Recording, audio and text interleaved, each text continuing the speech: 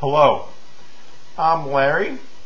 I'm a tennis player, and I'm going to be bringing you weekly tips, fashion tips regarding tennis, and everything basically tennis related. Now, this is our first segment, so I'd like to welcome everybody to Larry's Tennis World. That's the name of the site I have here. And today, in our first segment, I'm going to be bringing my girlfriend on the program, and she's going to be describing techniques for improving an often misunderstood tennis injury or non-tennis injury, frozen shoulder syndrome. Okay, so without further ado, here comes Lorraine, and she's going to show you some things regarding things you can do if you're suffering from frozen shoulder. So, okay, hello Lorraine. Hello Larry. Okay, now, first of all, which shoulder is bothering you? My right shoulder. Your right shoulder. And how long have you had this problem? 10 months. 10 months. Okay, so let's see some exercises that you can do to maybe strengthen the shoulder. Okay? I've had frozen shoulder for 10 months.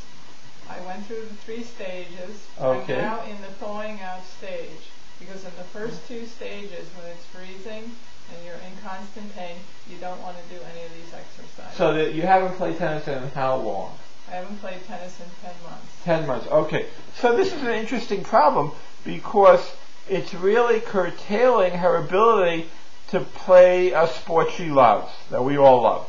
So let's see an exercise now that Lorraine can do, maybe to help strengthen the shoulder. This is actually kind of unusual because as a tennis player, you don't normally hold a volleyball. But this is a very nice volleyball, leather volleyball. And the best exercise that I found that helps my frozen shoulder regain strength without doing any additional damage is to take the volleyball, throw it up, and catch it. Okay, so you're just throwing the volleyball. It looks like you're raising your shoulder, not that much, but this will help thaw the shoulder quicker? Well, it does a few things. One is when you have frozen shoulder, you can't really do much. So your whole body is out of shape, all your muscles lose their tone, you have no flexibility in your joints and no stamina. This is basically low impact, does not damage the shoulder, but builds up the strength as you constantly do it. Now, the only caution you have to do is not to overdo this in the beginning. So you basically limit it to about 25 or 30 for the first week. Then you can go up to 50 for the second week. And then after that, you really can just go as many as you want. Okay, now, I have another question. Would ice help this?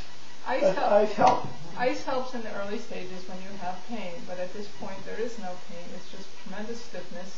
The inability to raise the arm above the shoulder, the inability to put the arm into the full length and the angles that you were used to doing. So, no, I don't think at this point ice helps, but it did help a lot in the first 2 stages while the shoulder was freezing. Okay, well, that was very informative and very nice to hear from you. And that's Lorraine, and I'm Larry, and we'd love to hear your questions, your comments, and we'll see you on the courts.